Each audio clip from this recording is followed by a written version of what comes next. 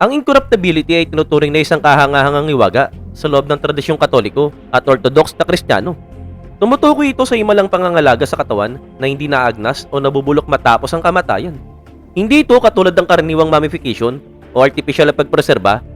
Ang mga tinatawag na incorrupt na katawan ay kadalasang naglalabas pa ng matamis na halimuyak na kilala bilang amoy ng kabanalan o odor of sanctity. Sa loob ng mga pananampalataya na ito, ang isang incorrupt na katawan ay madalas na itinuturing na patunay ng kabanalan ng isang tao. Isang banal na patotoo sa kanyang banal na pamumuhay habang siya ay nabubuhay pa sa mundo. Pero bago natin simulan yan, kung bago ka pa lamang sa aming channel, huwag mo sana kalimutan na mag-subscribe para naman lagi kang updated sa mga ganitong uri ng video. Santa Bernadette.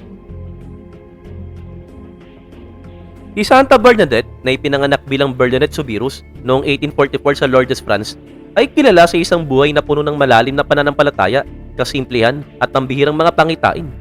Mula siya sa isang mahirap na pamilya, kaya bata pa lamang ay tumutulong na siya bilang tagapag-alaga ng mga hayop. Noong February 1858, habang ginagawa ang isa sa kanyang mga gawain malapit sa isang groto sa Massabielle, iniulat ni Bernadette na nakita niya ang isang ginang na nakasuot ng puti, may asul na sinturon at may gintong rosas na paa. Sa loob ng mga sumunod na 5 buwan, nakaranas siya ng kabuuang 18 pagpapakita ng maiwagang ginang na tinawag niyang akero. Kalaunan, ipinakilala ng ginang ang sarili sa mga salitang ako ang Immaculate Conception. Talagang namangha ang maraming theology sa payag na ito, dahil ang doktrinang yun ay formal lamang na ipinahayag ni Papa Pius noong 1854, isang bagay na hindi alam ni Bernadette dahil sa kanyang limitadong education. Dahil sa mga pagpapakitang ito, dumagsa ang mga tao at may mga naniniwala at mayroong nagdududa. Inutusan din siya ng ginang ng magukay sa isang particular na bahagi ng groto na kung saan natuklasan ang isang hindi pa kilalang bukal. Ang tubig mula rito ay iniugnay sa mga himalang pagpapagaling, dahilan upang ang Lourdes ay maging isa sa mga pinakapinupuntahang lugar ng pilgrimage sa mundo. Bagamat nagbigay ito ng malaking kahalagaan sa Lourdes sa mundo ng Kristyanismo, nagdala rin ito ng matinding pagsubok sa personal na buhay ni Bernadette. Gayunpaman, nanatili siyang matatag sa pananampalataya at pumasok sa kumbento ng Sister of Charity sa Nevers sa edad na 22. Namuhay siya roon ng mayroong kababaang loob, paglilingkod, at panalangin hanggang sa kanyang kamatayan sa edad na 35 noong 1879. Ilang beses na inukay ang kanyang labi bilang bahagi ng proseso ng canonization at ikinagulat ng marami na nanatili itong hindi naagnas at halos walang bakas ng pagkabulok. Hanggang sa ngayon, makikita ng mga bumibisita sa Chapel of St. Bernadette sa Nevers ang kanyang katawan sa loob ng kristal na kabaong, payapa ang anyo at talagang halos parang buhay. Ang rosaryo na hawak niya na nag-oxidize ay nagsisilbing patunay ng paglipas ng panahon na lalo pang nagpapatingkad sa kalagayan ng kanyang napanatiling katawan. Si Santa Bernadette ng Lourdes ay nananatiling simbolo ng pananampalataya, himala, at banal na biyaya sa simbahang Katoliko. San Juan Maria Vianney. Ipinanganak noong 786 sa Darjeeling, France, ang buhay ni San Juan Maria Vianney patungo sa kabanalan ay hinubog ng kasimplihan at talagang malalim na spirituality. Lumaki siya sa panahon ng French Revolution na kung kailan laganap ang pag-uusig sa religion. Sa kabila nito, nananatiling deboto ang kanyang pamilya at itinatanim sa kanya ang matitibay na pananampalataya at hangaring maglingkod sa Diyos. Talagang hindi naging madali para kay Vianney ang pagpasok sa seminaryo. Hirap na hirap siya sa pag-aaral, lalo na sa Latin, at muntik nang hindi matuloy ang kanyang pagpapari. Subalit dahil sa kanyang malinaw na kabanalan at determination, pinayagan siyang maorderan bilang pari noong 1815. Itinalaga siya sa maliit at espiritual na malamig na bahay ng Ars na kung saan karamihan sa mga tao ay malayo na sa kanilang pananampalataya. At sa halip ng panghinaan ng loob, lalo siyang nag-alab sa kanyang misyon. Buong sigasig niyang ginagampanan ng kanyang tungkulin, ang kanyang mga sermon na puno ng damdamin ay tumago sa puso ng marami at unti-unting nagbalik ang pananampalataya ng community.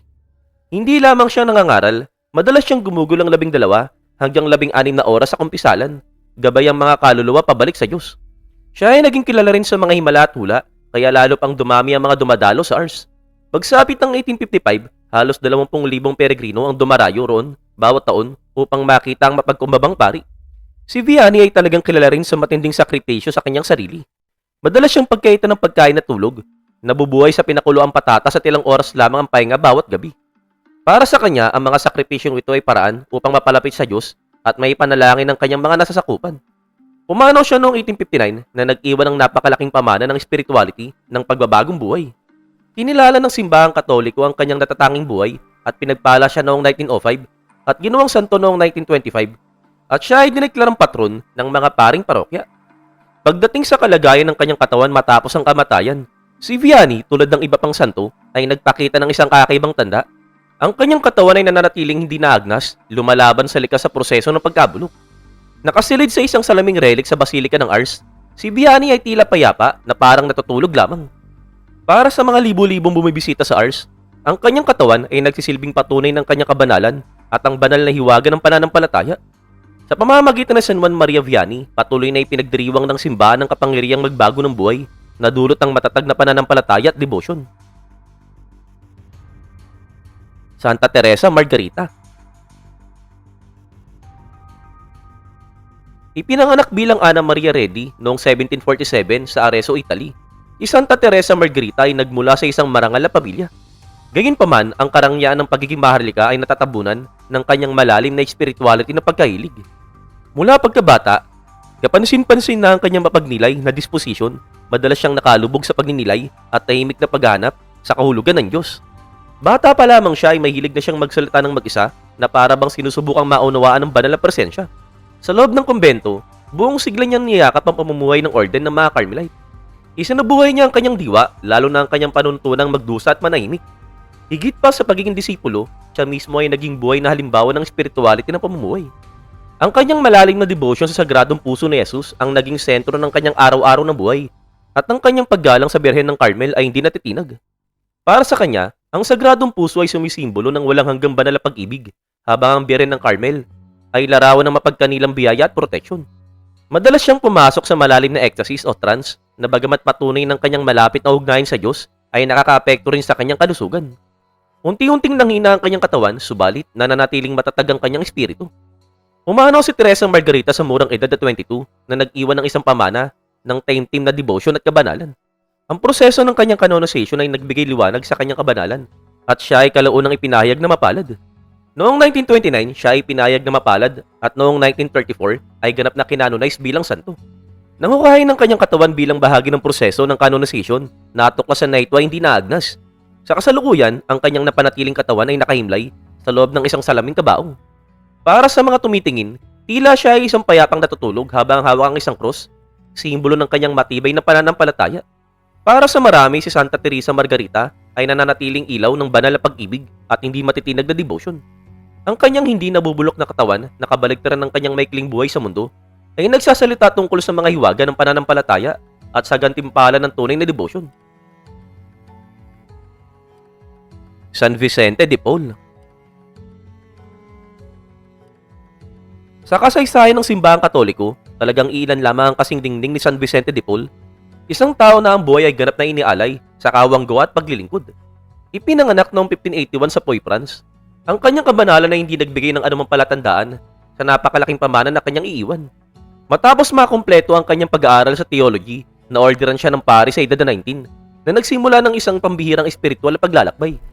Ang ika-17 siglo sa France ay panahon ng kasaganaan sa kultura, subalit ito ay puno rin ng matinding agwat sa lipunan. Sa gitna ng pagkakaibang ito, natuklasan na San Vicente ang kanyang tunay na misyon, ang maglingkod sa mahihirap at mga nasa laylayan ng lipunan.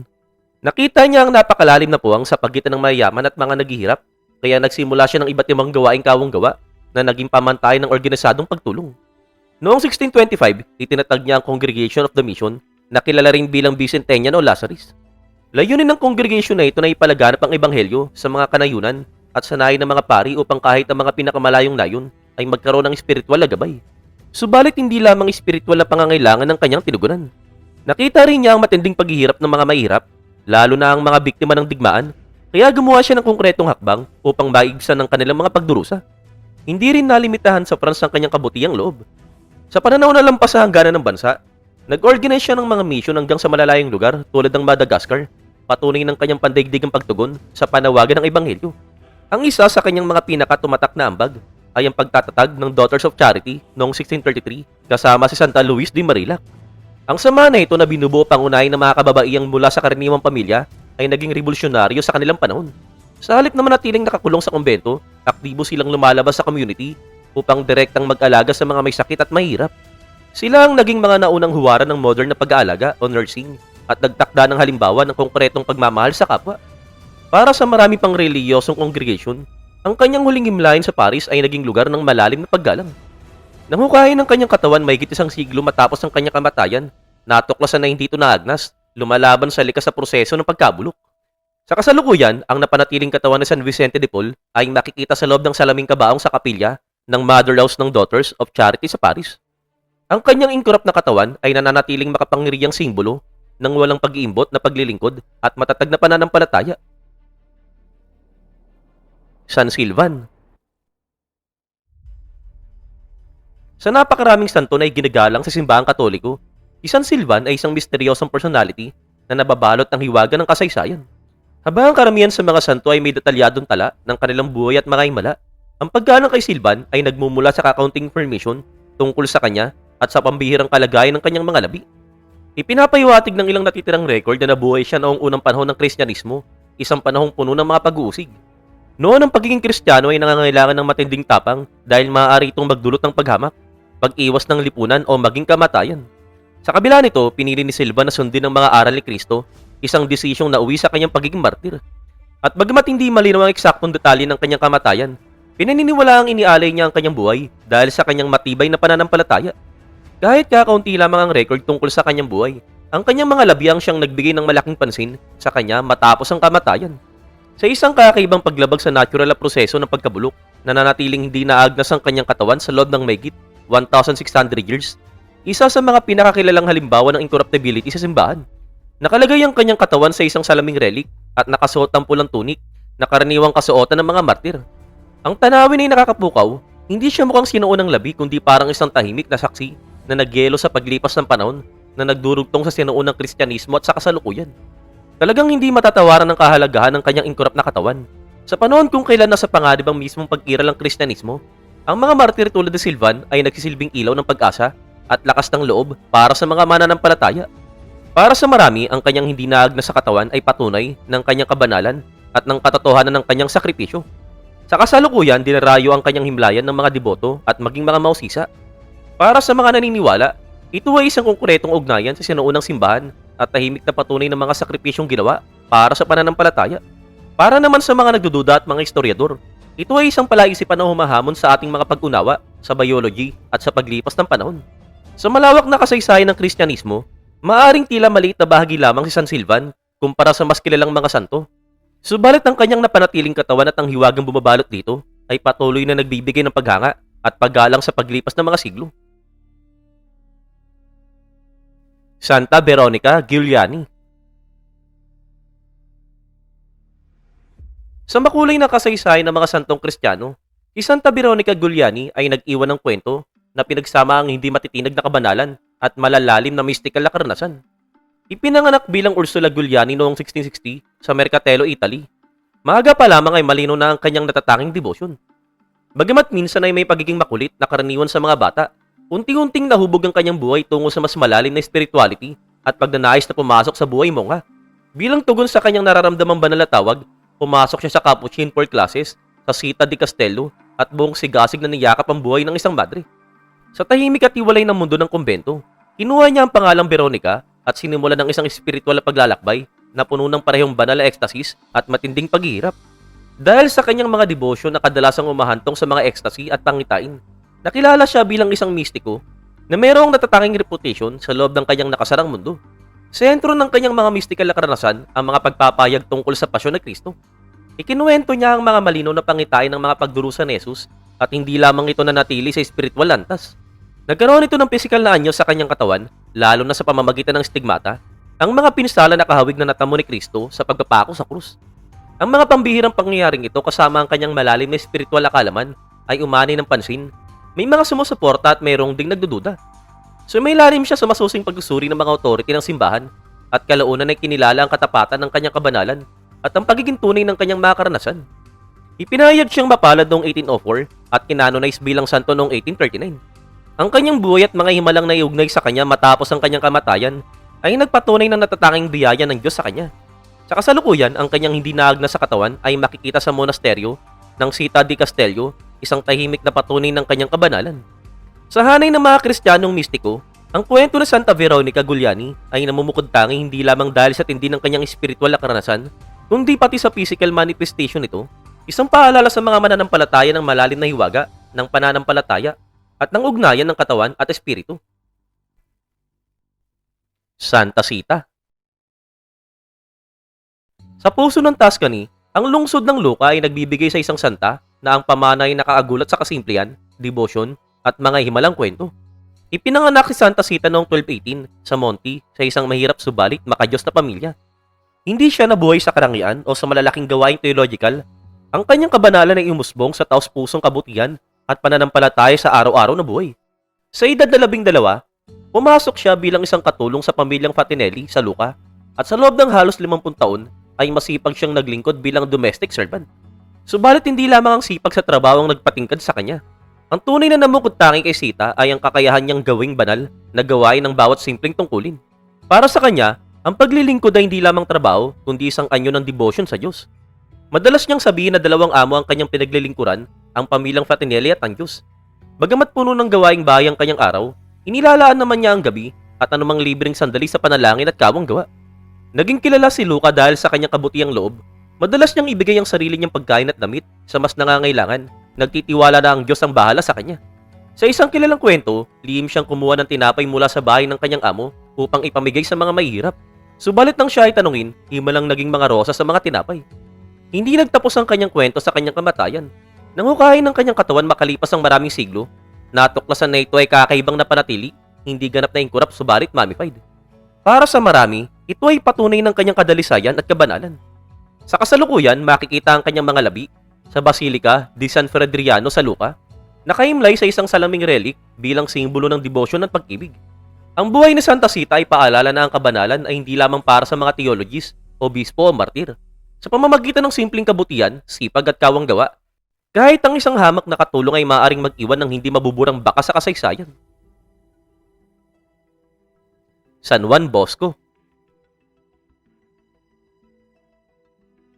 Sa hanay ng mga santong nabuhay noong ika-19 na siglo, si San Juan Bosco ay namumukod-tangi hindi bilang mistiko o martir, kundi bilang isang guro at ilaw ng pag-asa para sa kabataan. Ipinanganak noong 1815 sa Lecce, Italy, lumaki siya sa panahong binabago ng Industrial Revolution ng lipunan. Dahil sa mabilis na urbanization, maraming kabataan ang napabayaan, hindi nakapag-aral at madaling nahatak sa krimen. Nakita ni Bosco ang matinding pangangailangan na gabayan ang mga kabataang ito, kaya inialay niya ang kanyang buhay sa kanilang kapakanan. Merong siyang likas na kakayahang umunawa at makipag-ugnayan sa mga kabataan. Gumamit siya ng makabagong paraan at pagtuturo ng higit pa sa karaniwang edukasyon. Ang kanyang pamamaraan na kalaunan ay tinawag na preventive system ay nakatuon sa pagmamahal kaysa parusa, pag-unawa kaysa pagsaway. Naniniwala siya na mas mababago ang puso sa pamamagitan ng kabaitan, pangangatwiran at pananampalataya. Noong 1859, upang palawakin ang kanyang misyon, itinatag niya ang Salesian Society. Ipinangalan kay San Francisco de Sales na kilala sa kanyang kabaitan at mapagmahal na disposisyon. Ang mga Salesian ay nakatuon sa education at pag-aangat ng mga kabataang lalaki, lalo na ang mga mahihirap at pinibayaan. Kalaunan kasama si Maria Dominica Masarelo, itinatag din niya ang Institute of the Daughters of Mary Help of Christians upang matugunan naman ang mga pangangailangan ng mga kabataang babae. Sa ilalim ng kanyang pamumuno, mabilis na lumago ang kilusan, nagkaroon ng mga paaralan, oratoryo, at paggawaan hindi lamang sa Italy, kundi sa iba't ibang bahagi ng mundo. Hindi lamang siya nagturo ng kaalaman, humubog siya ng responsableng mga tao na mayroong moral na paninindigan. Nang pumanaw si Bosco noong 1888, iniwan niya ang isang pamana na lampas sa kanyang panahon. Kinilala ng simbahang Katoliko ang kanyang napakalaking ambag at siya ay kinanonize bilang santo noong 1934. Subalit hindi doon nagtapos ang hiwaga tungkol sa kanya. Nang suriin ng kanyang mga labi, natuklasan hindi naagdas ang kanyang katawan. Sa kasalukuyan, ito ay nakahimlay sa isang basilika sa Turin. Dinarayo ng napakaraming deboto na kumikilala sa kanya bilang tagapagtanggol ng kabataan. Ang buhay ni San Juan Bosco ay ihuwaran ng dedikasyon at pag-ibig. Sa isang mundong nagbabago, siya ang naging gabay ng napakaraming kabataan tungo sa liwanag at layunin. Sa pamamagitan ng kanyang mga aral, ng mga pamana na Salesian, at ng kanyang hindi naagdas sa katawan, patuloy siyang nagbibigay inspirasyon at nagpapaalala kung gaano kalaki ang maaring maging impluwensya ng isang tao sa sangkatauhan.